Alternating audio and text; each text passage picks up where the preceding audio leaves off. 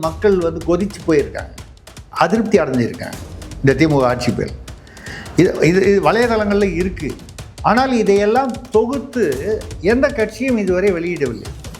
எல்லோரும் பேசுகிறாங்க அப்பப்போ. இன்றைக்கி நாங்கள் நேரி வந்தப்போ நான் கூட பேசுகிறேன்.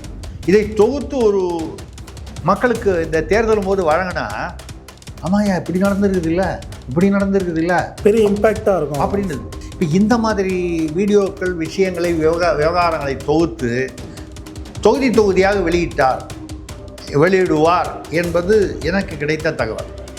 நாம் தமிழர் கட்சி சீமான் அவர்கள் அவருடைய வேட்பாளர்கள் மூலமாகவும் மற்ற யூடியூபுகள் வலைதளங்கள் மூலமாக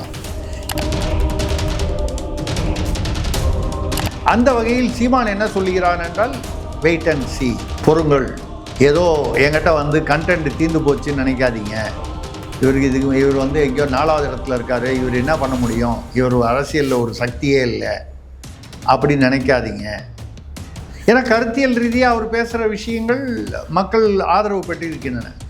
எந்த அளவுக்கு, எந்த வாக்கு வங்கி சதவீதம் அளவுக்கு ஆதரவு என்பது தான் வந்து இன்னும் தெரியவில்லையே தவிர, கருத்தியல் ரீதி பெரியாக நீங்கள் சாதாரணமாக கேட்டால் சீமா கரெக்டாக தான் பேசுகிறாருன்னு சொல்கிறாங்க.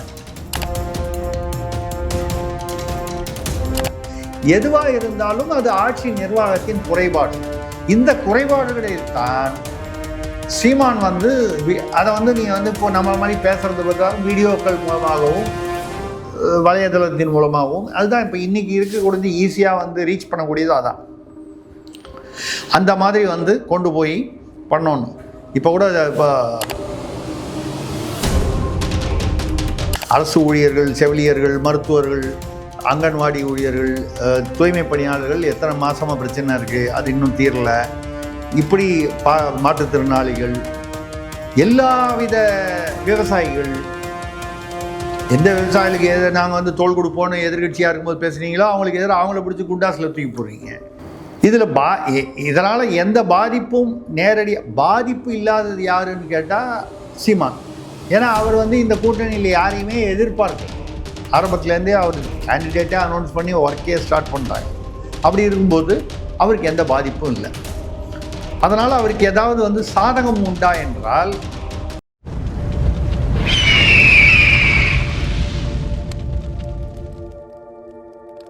அரசியல் விருத நேயர்களுக்கு வணக்கம். இன்று நம்ம மோதனின் சிறப்பு வந்து மூத்த பத்திரிகையாளர் திரிசக்தியார் அவர். வணக்கம் சார். வணக்கம் சரண், சொல்லுங்கள் சார். தேர்தலை ஒட்டி வழக்கமாக தேர்தல் நெருங்கும் போது அரசியல் தலைவர்கள் வந்து சில இன்டர்வியூஸ்கள் கொடுப்பாங்க, பல விஷயங்களை வந்து பேசுவாங்க. தேர்தல் நெருக்கத்தில் தான் இதை பண்ணுவாங்க.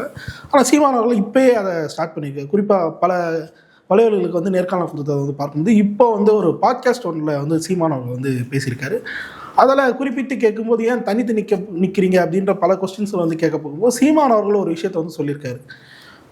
ஆளுங்கட்சிக்கு எதிரான பல யுக்திகள் வந்து எங்கள் கையில் இருக்குது, தேர்தல் நெருக்கத்தில் நாங்கள் அதை வெளியிட தயாராக இருக்கோம் அப்படின்ற மாதிரி ஒரு விஷயத்தை வந்து சொல்லியிருக்காரு. என்ன மீன் பண்ணுறாருன்னு நினைக்கிறீங்க? இல்லை, அதாவது தனியாக நிற்கிறதுனால அது ஒரு பெரிய பலவீனம். நீங்கள் மேக்சிமம் என்ன 10% மேலேயே ஓட்டு வாங்கிடுவீங்க. அப்படியே 10% வாங்கினா மட்டும் எவ்வளோ சீட்டு வாங்கிட்டு போகிறீங்க அப்படிங்கிற மாதிரி வந்து ஒரு பொதுவான ஒரு விமர்சனம், ஒரு கருத்து வந்து இருப்பது உண்மை. நம்மளே தான் என்ன சொல்லிகிட்டு இருக்கோம், 40% வாங்கி ஆட்சியை அமைக்க முடியுமா என்பதெல்லாம் வந்து கேள்விக்குறி. ஏன்னா 40%ஆவது வாங்கினா தான் தமிழ்நாட்டில் எந்த கட்சியுமே எந்த கூட்டணியுமே, கட்சியோ கூட்டணியோ ஆட்சியை 118 சீட்டு வாங்கி ஆகணும் கூட்டணியாவது அப்படின்னு. சீமான் தனியாக நிற்கும் போது அப்போ கூட்டணியில் 118 சீட்டு எப்படி வரும்? 234 நிற்கிறாருன்றது உண்மையாக இருக்கலாம். 118 சீமான் திமுக அதிமுக கூட்டணியை தாண்டி அவர் வெற்றி பெற்று விட முடியுமா? நடுவில் தாவேகா வேற இருக்குது. இதெல்லாம் வந்து அரசியல் களத்தில் உள்ள யதார்த்தங்கள். அவர் என்ன சொல்கிறாருன்னா, நீங்கள் வந்து என்னை வந்து ஏதோ ஒரு 4ஆம் இடத்தில் எங்கோ ஒரு மூலையில் இருக்கிறேன்னு சொல்லி அப்படி நீங்கள் ஒதுக்கிறது வந்து நியாயம் இல்லை. என்னுடைய தேர்தல் ஸ்ட்ராட்டஜி உங்களுக்கு போக போக தெரியும், சில நிகழ்வுகள்னு சொல்கிறாங்க. வெளியில் என்ன சொல்கிறாங்கன்னா, இப்போது அரசியல் அரசு ஊழியர்கள், செவிலியர்கள், மாற்றுத்திறனாளிகள் இவங்களெல்லாம் கொண்டு போய் இப்போ வண்டியில் பஸ்ஸில் ஏற்றி கொண்டு போய் இருட்டில் இறக்கி விட்டு வராங்க தமிழ்நாடு ஆட்சியில். சாட்டை தான் நேற்று பேசியிருந்தார். ஆனால் 45 கிலோமீட்டர் தாண்டி போய் கிளாம்பாக்கத்தை கட்டுறாங்க. ஏன்னு யோசித்தேன், போராட்டம் பண்ணுறவங்களாம் தூக்கிட்டு போய் விடுறதுக்கு தான் கிளாம்பாக்கமே கட்டினாங்க திமுக அரசு அப்படின்னு சொல்லிட்டு பேசியிருந்தாரு. கிளாம்பாக்கம் கட்டினதுக்கு சாட்டை சொன்னது அந்த அது நான் வேறு இடத்துல ஒன்று பேசியிருந்தேன். என்ன சார்? கிளாம்பாக்கத்தில் வந்து யாரோ ஒரு முக்கிய புள்ளி, அரசியல் புள்ளி வந்து ஒரு முக்கியமான ஒரு நம்பர் நடிகைக்கு, அது என்ன நம்பர்லாம் நான் சொல்ல மாட்டேன், ஏற்கனவே நடிகை பிரச்சனை, நம்பர் பிரச்சனை ரொம்ப பெருசாக இருக்குது தமிழ்நாட்டில். நிறைய நம்பர்ஸ் இருக்குது, நிறைய நம்பர் இருக்குது. அதில் ஏதோ ஒரு பெரிய நம்பர்னு வச்சுங்க. இந்த பெரிய நம்பருக்கு வந்து ஏதோ 200 ஏக்கரா வாங்கி கொடுத்தாராம் ஃப்ரீயாக. 10க்கு நெருக்கமான நம்பர், 10க்கு நெருக்கமான நம்பராக இருக்கும். சரி, 8க்கும் மேலே உள்ள நம்பர்னு கூட வச்சுங்க, ஏதோ ஒன்று வச்சுங்க. 200 ஏக்கர். 200 ஏக்கரு யாருன்னு புரியுது. ஆமாம், அவர் வாங்கி கொடுத்தாரு. அவர்கிட்ட நிதி இருக்குது, வாங்கி கொடுத்தாரு. புரியுது. நம்ம ஒன்றும் தப்பில்லை, நம்ம வந்து அது கேட்க முடியாது. அது கொடுத்தாரு. அப்புறம் கூட ரொம்ப வந்து அந்த அம்மா இவர் கல்யாணம் பண்ணிப்பாராம் ஏற்கனவே. அந்த அம்மா வந்து அந்த அம்மா நிறைய பேர் அவங்கள காதலிச்சாரு இவங்களை காதலிச்சான்னு சொல்லுவாங்க. அதெல்லாம் அவங்கவுங்க பர்சனல் விஷயம். அதுக்கப்புறம் யாரையா அவங்க திருமணம் பண்ணிட்டாங்க, அது அவங்க முடிவு. அது உடனே ஒருத்தர் பாவம் தமிழ்நாட்டில் எங்கேயோ போய் ஆஸ்பத்திரியில் படுத்துக்கிட்டாரு ஏதோ குடிச்சிட்டு. அதெல்லாம் அவங்க தனிப்பட்ட விஷயம். நம்ம அரசியலை பற்றி பேசுவோம். 200 ஏக்கரா வந்து கிளாம்பாக்கத்தில் வாங்கி கொடுத்தது. அதுக்காக தான் கிளாம்பாக்கத்தை வந்து தூக்கி விட்டார். அதாவது அங்கே பெரிய பேருந்து நிலையம் வந்ததுக்கு காரணமே அது அதிமுக காலத்திலேயே அந்த ப்ரப்போசல் வந்துருச்சு. ஆனால் அதை எடுத்து செஞ்சது பெருசாக்கி அங்கே போய் இன்றைக்கும் பாருங்கள், கிளாம்பாக்கத்திலிருந்து திருநெல்வேலி கன்னியாகுமரி போகிறதுக்கு ஒரு 500 ரூபா பஸ்ஸுக்கு ஆகுதுன்னு வைங்க. இங்கேருந்து கிளாம்பாக்கத்துக்கு போகிறதுக்கு 1000 ரூபா ஆகுது. இது புத்திசாலித்தனமான அரசியலான்னு கேட்டால் புத்திசாலித்தனமான அரசியல் தான். யாருக்கு? ஒரு கட்சிக்கு, இல்லை ஒரு குடும்பத்துக்கு. பொதுமக்களுக்கு ஒன்றும் இதில் பயன்படக்கூடிய அரசியல் இல்லை. இங்கேருந்து கிளாம்பாக்கத்துக்கு போகிறதுக்கு 1000 ரூபாய் செலவு பண்ணி அங்கேருந்து கன்னியாகுமரி போகிறதுக்கு 500-700 செலவு பண்ணணுன்னா அது முட்டாள்தனமாக இல்லை? ஆனால் வேறு வழி இல்லையே ஜனங்களுக்கு. இப்போ கிளாம்பாக்கம் கதை அதான். அந்த மாதிரி நீங்கள் என்ன கேட்டீங்க? அந்த பாட்காஸ்ட் பற்றி கேட்டோம். பாட்காஸ்ட்டு. அந்த பாட்காஸ்ட்டில் வந்து இல்லை, நான் எது சொல்ல வந்தாலும் இந்த செவிலியர்கள் வந்து நீங்கள் கொண்டு போய் அங்கே விட்டு ஆக மொத்தம் கேளம்பாக்கம், ஊரம்பாக்கம், கிளாம்பாக்கம்னு வந்து வெளியூர் அங்கே டெவலப் பண்ணுறதே பார்வையற்றவர். என்ன ஒரு மனிதாபிமானமற்ற செயல். பார்வையற்றவனுக்கு அவன் எங்கே இருக்கிறான்றது பக்கத்தில் இருக்கிறவன் சொன்னால் தான் தெரியும். அப்படிப்பட்டவர்கள் என்ன கேட்குறாங்க? அவங்க குறைகளை கூப்பிட்டு நிவர்த்தி பண்ணுங்க. முழுசாக நிவர்த்தி பண்ண முடியலன்னா ஏதோ ஒரு திருப்தி ஓரளவுக்கு பண்ணிவிட்டு மிச்சத்தை வந்து மறுபடியும் நாங்கள் ஆட்சிக்கு வந்தால் பண்ணுறோம். அவன் என்ன கேட்குறான்? மாற்றுத்திறனாளிகளுக்கு அதை கொடுக்க வேண்டிய அந்த ஏதோ நீங்கள் மானியம் கொடுக்குறதா சொன்னீங்க, அது பல மாதமாக கொடுக்காமல் இருக்குது, இல்லை உயர்த்தாமல் இருக்குது. இந்த மாதிரி விஷயங்கள் தான் கேட்குறான். இல்லை அவங்களுக்கு வந்து பணி அமர்த்தலில் வந்து அந்த ஒதுக்கீடு பிரகாரம் பண்ணலை. அவனுக்கு நீங்கள் என்ன உரிமைகள் என்று சொல்லி அதை சலுகைகளாக அதை அறிவித்தீர்களோ அரசியலுக்காக, அதை நிறைவேற்றுங்கள்னு கேட்குறான். அவ்வளோதானே கேட்குறான். ஒன்று நிறைவேற்றுங்க. முழுசாக இப்போ நிறைவேற்றுறதுக்கான சூழ்நிலை இல்லைன்னா ஏதோ அவனோட திருப்திக்காக அதை நிறைவேற்றிட்டு ஓரளவுக்கு மிச்சத்தை பின்னால் பண்ணுறேன்னு சொன்னால் அவனுக்கு ஒரு நம்பிக்கை வரும். அவனை பிடிச்சி குண்டுக்கட்டாக வண்டியில் ஏற்றி கொண்டு போய் 40 கிலோமீட்டர் தள்ளி விட்டிங்கன்னா இறங்கின இடம் இது எந்த ஊருன்னு கூட பக்கத்தில் இருக்கிறவனை கேட்கணும். இதை போல் ஒரு பெண்களை கொண்டு போய் விட்றீங்க. ஊர் பூரா கஞ்சா போதை எங்கே பார்த்தாலும் வந்து பார்த்தீங்கன்னா எந்த மாவட்டத்தில் கிராமத்தில் குக்கிராமத்தில் கூட கஞ்சா இந்த போதைப் பொருட்கள் வந்து ஓடிக்கிட்டு இருக்கு. இப்போ இந்த மாதிரி நிகழ்வுகள் பேராசிரியர்கள், பகுதி நேர பேராசிரியர்கள், அப்புறம் வந்து அரசு ஊழியர்கள், ஜாக்டோ ஜியோவில் ஒரு பகுதி, நீங்கள் ஒரு பகுதியை கூப்பிட்டு நைஸாக வந்து அவங்க வந்து அந்த டாப்ஸு பென்ஷன் ஸ்கீமை வந்து நாங்கள் ஒத்துக்கிட்டோம் அப்படின்னு இனிப்பு வழங்கி கொஞ்சம் பேர் வச்சு ட்ராமா போட்டாங்க. ஆனால் உண்மையான ஜாக்டோ ஜியோ அடிமட்ட ஊழியர்கள்லாம் வந்து இதை ஏற்றுக்காமல் போராட்டத்தில் ஈடுபடுறாங்க. இப்படி அரசு ஊழியர்கள், செவிலியர்கள், மருத்துவர்கள், அங்கன்வாடி ஊழியர்கள், தூய்மை பணியாளர்கள் எத்தனை மாதமாக பிரச்சனை இருக்குது, அது இன்னும் தீரலை. இப்படி மாற்றுத்திறனாளிகள், எல்லாவித விவசாயிகள், எந்த விவசாயிகளுக்கு எதிராக நாங்கள் வந்து தோள் கொடுப்போன்னு எதிர்கட்சியாக இருக்கும்போது பேசுகிறீங்களோ அவங்களுக்கு எதிராக அவங்கள பிடிச்சி குண்டாசில் தூக்கி போடுறீங்க.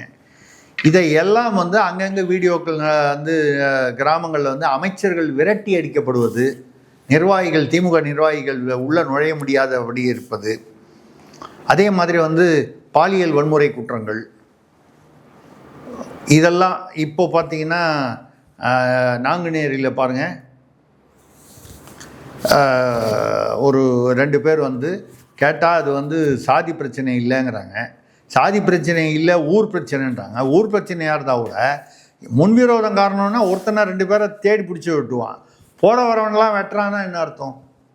கண்ணில் படுறவனெல்லாம் வெட்டுறான்னா அவன் கஞ்சா போதையில் இல்லை ஏதோ ஒரு போதைப் பொருளுடைய அந்த அந்த ஆதிக்கத்தில் இருக்கான்னு அர்த்தம். இப்போ ஒரு ஆளை பர்டிகுலராக வெட்டுறான்னா அவனை தேடி போய் ஏதோ முன்விரோதம் பகை. எதிரில் வரவனெல்லாம் வெட்டுறான்னா என்ன அர்த்தம்? அவன் வந்து அவனுடைய தன்னிலையில் இல்லை, அப்போது போதையில் இருக்கான். மது போதையை விட கஞ்சா மது போதையில் இருந்தால் கூட தெரியும், இவனை வெட்டணும் இவனை வெட்டக்கூடாதுன்னு ஓரளவுக்கு புரியும். கஞ்சா வேறு இந்த மெட்ஸு கிட்ஸு என்னென்னமோ புதுசாக வருது, அந்த மாதிரி போதையில் அவனுக்கே அவன் என்ன செய்கிறான்னு தெரியாது. நீங்கள் மறுநாளைக்கு நீ வெட்டினியான்னு கேட்டால் நானாக வெட்டினேன்னு சொல்கிற அளவுக்கு தான் இருப்பான் அவன். அந்த மாதிரி போய் நாங்குநேரிலாம் இருக்குது. இதில் பார்த்தீங்கன்னா ஒட்டஞ்சத்திரத்தில் திண்டுக்கல் பக்கத்தில் 2 பேர் வந்து அதில் 2 பேருமோ இல்லை அதில் ஒருத்தர் வந்து பட்டியல் சுமன். இவங்க ஓரின சேர்க்கையில் 2 ஆண்கள் ஈடுபட்டாங்களா, அதில் ஏதோ பிரச்சனை வந்துருச்சுன்னு ஒருத்தனை வந்து கல் எடுத்து அவன் தலையிலையும் அடித்து அவனுடைய ஆண் உறுப்பு மேலேயும் நசுக்கி அவனை வந்து ஆற்றுப்பாலத்துக்கு கீழே போட்டு தண்ணிக்குள்ளே போட்டு அதுக்கு மேலே ஒரு கல்லை வச்சுட்டு போயிருக்கான் இன்னொருத்தன். அதுக்கப்புறம் சிவகங்கையில் பார்த்தீங்கன்னா மானாமதுரையிலேயே எங்கேயோ இதே வந்து ஒரு ஊருக்குள்ளே வந்து அதாவது பட்டியல் சமூகத்தினர் இருக்கக்கூடிய அந்த பகுதிகளில் வந்து கண்ணா முன்னான்னு இளைஞர்கள் வந்து போதையில் கஞ்சா போதையில் வந்து வெட்டிட்டு போயிருக்காங்க. இப்போ இது எல்லாத்துக்கும் காரணம் பார்த்தீங்கன்னா அடிப்படையில் ஒரே காரணம்தான். கிருஷ்ணகிரியில் வந்து 2 வயசு பெண் குழந்தையை வந்து ஒரு திமுக நிர்வாகி பாலியல் வன்முறை செய்திருக்கிறார். இறந்தே போச்சு குழந்தை. ஆமாம். ஏரோப்ளைனில் போயிட்டு இருக்கிற ஒரு ஏர் ஹோஸ்டஸை ஒரு திமுக பஞ்சாயத்து கவுன்சிலர் வந்து அதுக்கிட்ட பாலியல் தொந்தரவு கொடுத்து கைதாகி இருக்கிறார்.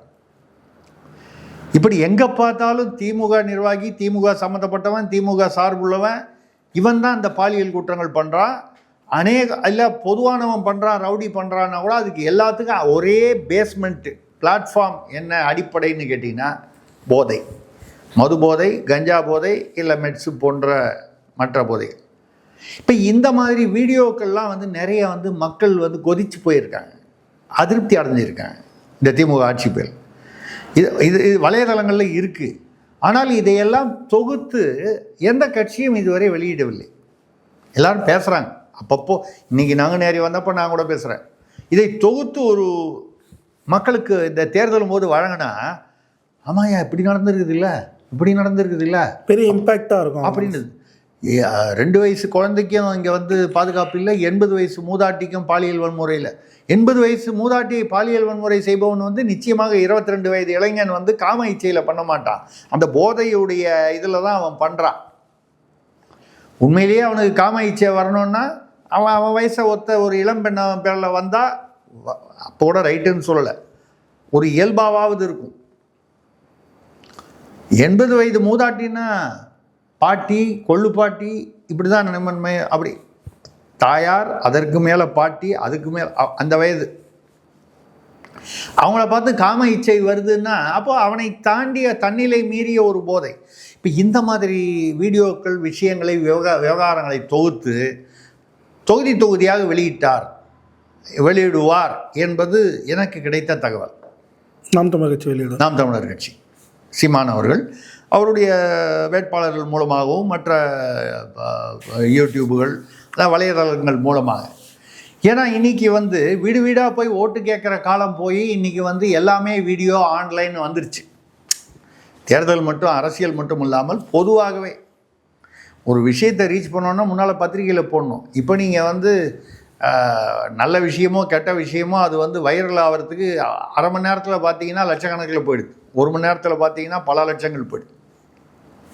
இது வலைதளத்துடைய, அதனால் வந்து நன்மையும் இருக்குது தீமையும் இருக்குது. பொய்யான தகவல்கள் வந்து பரவுவதும் வந்து ஒரு தீமை தான். ஆனால் எந்தவித விஞ்ஞான முன்னேற்றத்திலும் நன்மை தீமை ரெண்டும் வரத்தான் செய்யும். அந்த வகையில் சீமான் என்ன சொல்லுகிறான் என்றால், வெயிட் அண்ட் சி, பொறுங்கள், ஏதோ என்கிட்ட வந்து கண்டென்ட் தீர்ந்து போச்சுன்னு நினைக்காதீங்க, இவர் வந்து எங்கேயோ 4வது இடத்துல இருக்கார், இவர் என்ன பண்ண முடியும், இவர் அரசியலில் ஒரு சக்தியே இல்லை அப்படி நினைக்காதீங்க. ஏன்னா கருத்தியல் ரீதியாக அவர் பேசுகிற விஷயங்கள் மக்கள் ஆதரவு பெற்றிருக்கின்றன. எந்த அளவுக்கு, எந்த வாக்கு வங்கி சதவீதம் அளவுக்கு ஆதரவு என்பது தான் இன்னும் தெரியவில்லையே தவிர, கருத்தியல் ரீதி பெரியாக நீங்கள் சாதாரணமாக கேட்டால் சீமா கரெக்டாக தான் பேசுகிறாருன்னு சொல்கிறாங்க. அதை தாண்டி எவ்வளோ பேர் ஓட்டு போடுறாங்கன்றது தான் இப்போ தேர்தலுடைய இது. ஏன்னா அந்த தேர்தல்னு வரும்போது கருத்தியல் மட்டும் இல்லாமல் கூடவே இது பணம் வேலை செய்யுது, இலவசங்கள் வேலை செய்யுது. ஆனால் இலவசங்கள் வேலை செஞ்சதுக்கு அப்புறமும் 5000 ரூபா கொடுத்ததுக்கு அப்புறமும் காட்டுமன்னார் கோயிலில் கடலூரில் எம்ஆர்கே பன்னீர்செல்வமும் கோவி செழியன் மந்திரியும் கலந்துக்கிற கூட்டத்தில் பார்த்தீங்கன்னா மேடையில் 30-40 பேர் திமுககாரங்க இருந்தாங்க. சேர் 500 சேர் போட்டிருக்கு, மொத்தமே 25 பேர் உட்காந்துருக்கான். கீழே இருக்கிறவங்க மேலே இருக்கிறவங்க அதிகமாக. ஆமாம், எனக்கு அதில் மந்திரிங்க பேசும்போது ஒரு 10 பேர் எந்திரிச்சு போயிட்டே இருக்கான். இப்போ பாக்கி 15 பேர் ஏன் உட்காந்துருப்பான்னு நான் யோசனை பண்ணேன். ஏன் சார்? அவன் பந்தல் கான்ட்ராக்டர், அந்த சேர் கான்ட்ராக்டர். முடிஞ்ச உடனே கரெக்டாக எடுத்துகிட்டு போனோம். இல்லைன்னா திமுக நம்பி இருந்தால் அவன் போகும்போது சேரை தூக்கி தலையில் வச்சுட்டு போயிடுவான். வாழை மரம் இருந்துச்சுன்னா வாழைக்காய் பறிச்சுட்டு போவான். கரும்பு இருந்தால் கரும்பு தூக்கிட்டு போவான். பிரியாணி போட்டால் அந்த டப்பாவோடு எடுத்துகிட்டு போயிடுவான், அண்டாவோட. அதனால் பாக்கி உட்காந்த 15 பேரும் ஏதோ திமுக தொண்டர்களோ பொதுமக்களோ இருக்காது. அவன் பரவாயில்ல, 2 அமைச்சரும் போட்டு நம்மளை தாளிக்கிறாங்க, கேட்டு தான் ஆகணும், வேறு வழி இல்லை அப்படின்னு பொறுத்துக்கிட்டு இருக்கான்னா அவனுக்கு வாடகை வரணுன்றது கூட முக்கியம் இல்லை. அவன் வாடகை கொடுத்த அந்த பொருள்லாம் பத்திரமா மைக் செட்டு, அநேகமாக ஒருத்தன் மைக் செட்டு கான்ட்ராக்டராக இருப்பான், 2 பேர், பாக்கி பேர் பந்தல் கான்ட்ராக்டராக இருப்பான், ஒருத்தன் சேர் கான்ட்ராக்டராக இருப்பான். இவங்கெல்லாம் சேர்த்தாலே அந்த 10-15 பேர் வந்துடும். முதல்ல பொதுமக்களில் 10 பேர் வந்தாங்க, அவங்களாம் வீட்டுக்கு போய் வேறு வேலை பார்க்கலாம், இவங்க இதே தான் போயிட்டான். இந்த 15 பேர் தலையெடுத்து வெயிட் பண்ணி இதை எடுத்துகிட்டு போகணும். வாடகை வரலனாலும் பரவாயில்ல. முன்னால் கூட ஒரு திமுக மாநாட்டில் சாப்பாடு போட்ட அந்த கான்ட்ராக்டருக்கே பல லட்சம் கொடுக்காம கேட்டால் அவருடைய சாதியை சொல்லி திட்டின அந்த விவகாரம்லாம் நடந்துச்சு. சாப்பாடு நல்லா இல்லை, சாப்பாட்டில் உப்பு இல்லை, குறைஞ்சிது அப்படின்னு சொல்லி அது ஒரு காரணம் சொல்லி இதெல்லாம் நம்ம பார்த்தோம். இந்த அழிச்சாட்டியம்லாம் இந்த ஆட்சியில் நடக்குது. கேட்டால் ஏன்னா அவன் பவரில் இருக்கான்ற இது. ஓசூரில் கூட பாருங்கள், வீட்டு வாசலில் பைக்கு நிறுத்தினான்றதுக்காக அந்த வீட்டுக்காரரை ஏற்றியே காரில் ஏற்றி கொள்றவன் அவன் திமுக நிர்வாகியோட பையன், 22 வயசு, கஞ்சா போதை. இப்போ எல்லாவற்றிற்கும் அடிப்படை இந்த கஞ்சா போதையாக இருக்கிறது. ஆனால் முதல்வர் பேசும்போது பெண்கள் பாதுகாப்பாக இருக்கும் முதல் மாநிலம் தமிழ்நாடு தான் சொல்கிறார். இப்போ மற்றவங்கெல்லாம் போதையில் ஏதோ பேசுகிறாங்க. முதல்வர் பேசுவதும் போதை தான் எனக்கு தெரியுது. தப்பாக நினச்சிக்காதீங்க, வழக்கு போட்டுற போகிறாங்க. அதிகார போதை, ஆட்சியில் இருக்கிறோம் என்கிற போதை. ஏன்னா அதிகாரம் என்பதும் ஒரு போதை தான். இது நம்ம முதல்வருக்காக மட்டும் சொல்ல, சாதாரணமாக நீங்கள் நீங்கள் ஒரு குரூப் வச்சு பத்திரிகையாளர்னு வச்சுருக்கீங்க. இந்த பத்திரிகையாளரில் ஒரு தலைவரை வைங்க. அது வரைக்கும் நல்லா கூட என்ன சரண் அப்படின்னு தோளில் கை போட்டுருப்பான். அதுக்கப்புறம் போகும்போது வரும்போது சரண் நல்லா இருக்கீங்களா, வணக்கம் அப்படி பார்த்தாலே ஆட்டிட்டு போவான். ஏன்னா அவர் தலைவர் ஆகிட்டார். ஒரு 10 பேர் இருக்கிற குரூப்லேயே ஒருத்தன் தலைவரான இந்த போதை வந்துடுது. நான் சொல்கிறது மற்ற போதை இல்லை, அதிகார போதை. அப்போது ஒரு முதல்வர் பதவியில், அது ஸ்டாலினாக இருந்தாலும் வேறு யாராக இருந்தாலும், அந்த முதல்வருங்கிற அந்த அதிக நாற்காலி அந்த போதையை கொடுக்கிறது. அப்போ ரெண்டாவது இன்னொரு விஷயம் என்னென்னா, அவர் கண்ணுக்கு எதுவுமே தெரியறது இல்லை. அவர் அளவுக்கு தகவல்களை கொண்டு போவது இல்லையோ, நம்ம அவரை சுற்றி இருப்பவர்கள் ஒரு வளைய மாதிரி வச்சுக்கிட்டு அவர்கிட்ட தகவல்களை கொண்டு போகலன்னு வைங்க. இன்னும் ஒரு முதல்வர் காலையில் இப்போ நம்மளை மாதிரி மீடியாக்காரர்களே 24 மணி நேரமும் என்ன நடக்குதுன்னு டிவிலையும் வாட்ஸ்அப்லேயும் நியூஸ் பேப்பர்லேயும் இல்லை நம்மளுக்கு தெரிந்த சில தகவல்கள் அங்கங்கே இதை எடுக்கிறதுக்கு நமக்கு நேரம் பத்தலை. உண்மையை சொல்ல போனால் எனக்கு பல நேரங்களில் பதட்டமாக இருக்கக்கூடிய, பதட்டம்னா எதனால் பதட்டம், நேரம் இல்லை என்ற பதட்டம். என்னுடைய நான் ஒரு மீடியா, அவ்வளோதான், ஒரு அரசியல் ஆய்வாளர். எனக்கே அப்படி இருக்குன்னா ஒரு முதல்வருடைய பதவியில் இப்போ அதிகாரிகளும் அமைச்சர்களும் சரியாக கொண்டு போய் தகவல்களை சேர்த்தால் அவர் முடிவுகள் எடுக்கலாம். ஆனால் அப்படி சேர்க்குறாங்களான்றதே சந்தேகமாக இருக்குது. ஏன்னா அவர் பேசுகிறதுக்கும் களத்தில் நடப்பதற்கும் சம்மந்தமே இல்லாமல் இருக்குது, தொடர்பே இல்லாமல் இருக்குது. அப்போ ஒன்று, அவர் அந்த போதையினால், அதிகார போதையினால் அவர் சும்மா அரசியலுக்காக போய் பேசுகிறார்னு சொல்லணும். இல்லை அவர் அப்படி ஒன்றும் அப்படிலாம் இல்லை, அவருக்கு தெரிஞ்சதை அவர் பேசுகிறாருன்னா அவர்கிட்டயே விஷயத்தை கொண்டு போகாமல் அதிகாரிகளும் அமைச்சர்களும் மற்ற கட்சி நிர்வாகிகளும் மறைத்து விடுகிறார்கள். எதுவாக இருந்தாலும் அது ஆட்சி நிர்வாகத்தின் குறைபாடு. இந்த குறைபாடுகளில் தான் சீமான் வந்து அதை வந்து நீ வந்து இப்போ நம்ம மாதிரி பேசுறது பார்த்தா வீடியோக்கள் மூலமாகவும் வலைதளத்தின் மூலமாகவும் அதுதான் இப்போ இன்றைக்கி இருக்கக்கூடிய ஈஸியாக வந்து ரீச் பண்ணக்கூடியது. அதான் அந்த மாதிரி வந்து கொண்டு போய் பண்ணணும்.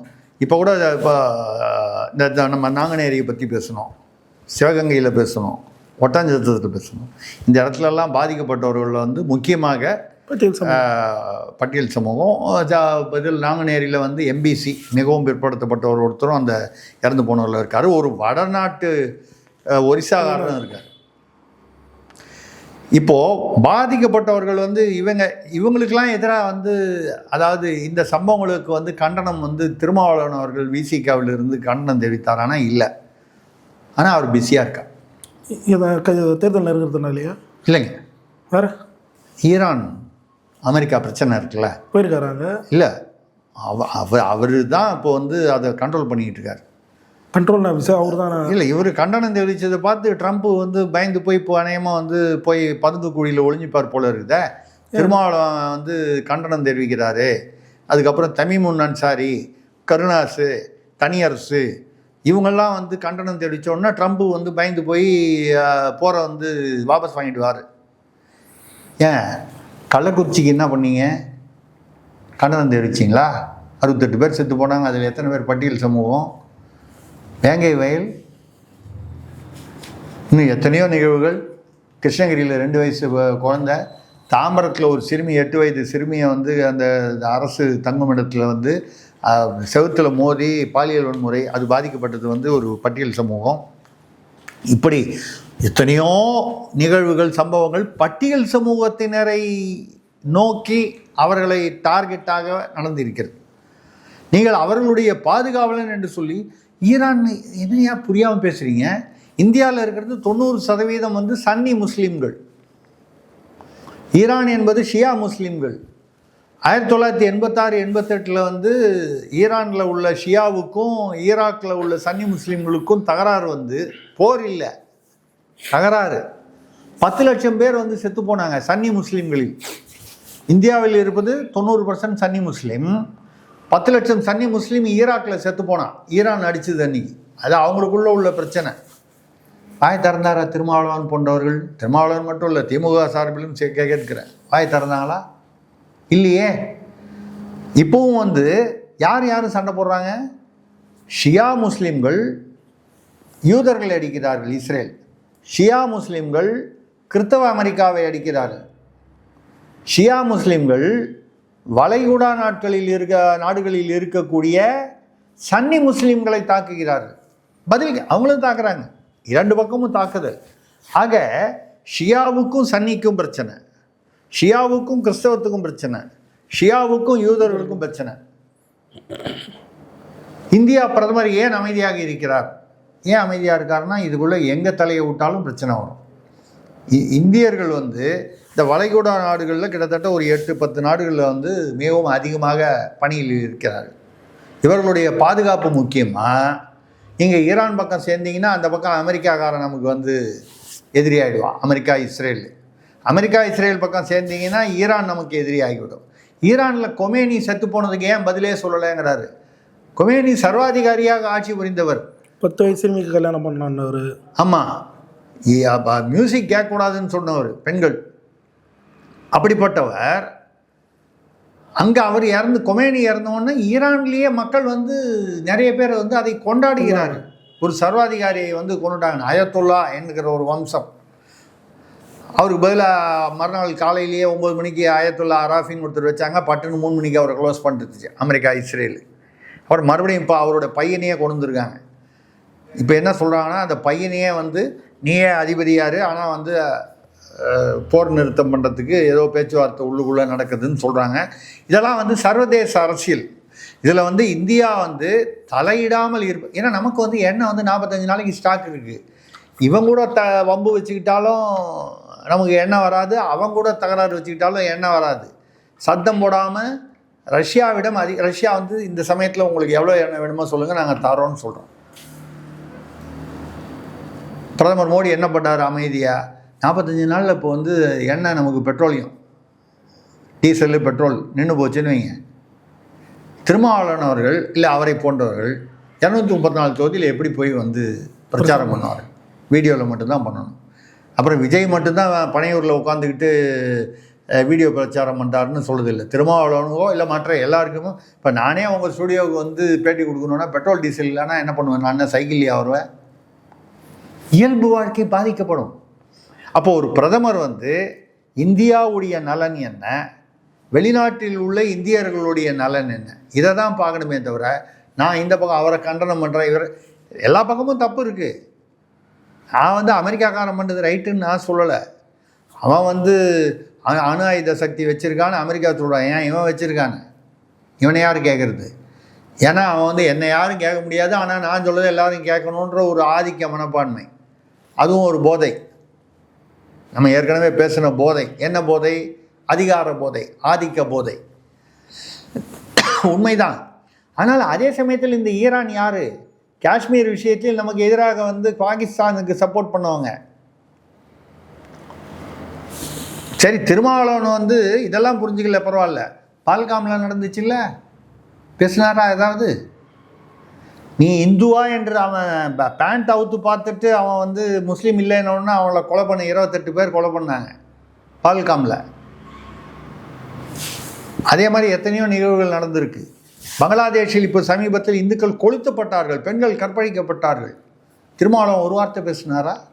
இங்கே உள்ள இந்த திமுக கூட்டணி கட்சிகள்னு சொல்லிட்டு இவங்கெல்லாம் காசாவுக்காக போராடுறேன், காசா பாலஸ்தீனத்தில் உள்ள இஸ்லாமியர்களுக்காக போராடுறேன். ஏன் முதல்ல உள்ளூரில் பாருங்கய்யா. நான் திருமாவளவனை கேட்குறேன், உங்கள் பட்டியல் சமூகத்தை சேர்ந்த அதற்கு பாதுகாவலர் என்று சொல்லும் பட்டியல் சமூகத்தை சேர்ந்தது நடக்கும்போது வேங்கை வயலுக்கே அவங்களால் இன்னும் விடிவு காண முடியவில்லை. நீங்கள் ஏன் வந்து ஈரான் அமெரிக்காவுக்குள்ளே போகிறீங்க? ஏன்னா அது உள்ளே போக போக அது நிறைய இடியாப்ப சிக்கல். இப்போ வளைகுடா நாட்கள் வந்து யாரை தாக்குறாங்க? ஈரானை தாக்குறான். அவங்க 2 பேரும் இஸ்லாமியர்கள். இப்போ இஸ்லாமியர்களுக்குள்ள அந்த பிரிவுக்குள் சண்டை, ஷியா சன்னி. அப்புறம் ஷியாக்குள்ளேயே அங்கே பார்த்தீங்கன்னா கொமேனி என்ற சர்வாதிகாரிக்கு எதிராக அங்கே உள்ளுக்குள்ளேயே நாட்டில் வந்து உள்நாட்டு பிரச்சனை. இதில் நம்ம என்ன தலையிடுறது? நம்ம ஒதுங்கி நின்று நமக்கு 40% அந்த கணவாய், அது பேர் வந்து ஸ்ட்ரெயிட் ஆஃப் ஹார்முஸ்னு, அதை இப்போ ஈரான்காரன் நிறுத்திட்டான், கப்பல்கள் அது வழியாக வருவதை. அப்போது கப்பல்கள் அது வழியாக இருந்தால் நமக்கு 40% நமக்கு வர எண்ணெய் வந்து அது வழியாக வருது. உலக அளவில் 20%, இந்தியாவுக்கு 40% வருது. இந்த 40% எண்ணெய் இப்போ வராது இப்போதைக்கு, இன்னொரு 1 மாதத்துக்கோ 2 மாதத்துக்கோ. அதனால் என்ன பண்ணுறது? ரகசியமாக சத்தமே போடாமல் இந்திய அரசு வந்து ரஷ்யாவிடம் வந்து ஐயா நீ வேறு வழியில் எனக்கு அனுப்பு, அந்த வழி இல்லாமல் வேறு வழியில் அனுப்பு. நமக்கு என்ன வேணும்? நமக்கு இயல்பு வாழ்க்கை நடக்கணும். நான் போய் வந்து அவனை கண்டிக்கிறேன், நான் போய் இவனை கண்டிக்கிறேன்னு சொல்லி எல்லோரும் சேர்ந்து எண்ணெயை நிறுத்திட்டானுங்கன்னா நடந்து தான் போனோம். நானும் நடந்து தான் போனோம், அண்ணன் திருமாவளவனும் நடந்து தான் போனோம், முதல்வராக இருந்தாலும் நடந்து தான் போனோம். பெட்ரோல் அப்போ என்ன, இன்றைக்கி 100 ரூபா விற்கிற பெட்ரோல் 500 ரூபா விற்கும். என்ன ஆகும் நம்ம நாட்டின் பொருளாதாரம்? அப்போது ஒரு பிரதமர் இதை பற்றி கவலைப்படுவாரா?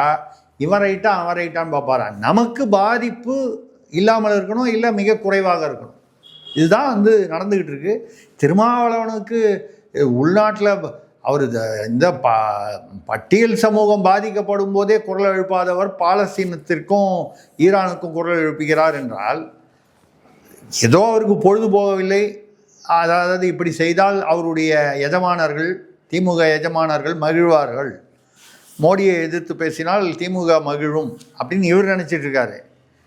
அவங்க வந்து எங்கே யார் அனுப்பணுமோ அனுப்பிச்சு மோடி பாஜக, மத்திய பாஜகவோட, ஒன்றிய பாஜகவோட அவர்கள் வந்து அவங்களுக்கு வேண்டியதை அவங்க வந்து ரகசியமாக சாதித்து கொண்டு போகிறார்கள். இதில் யார் இளிச்சவாயர், இதில் யாரை நம்பி யார் இளிச்சவாயர் ஆனார் என்பதை மக்கள் புரிந்து கொள்வார்கள். அவ்வளோதான் நம்ம சொல்ல முடியும். சார், பல்லருக்கு தெளிவாக நன்றி, வணக்கம்.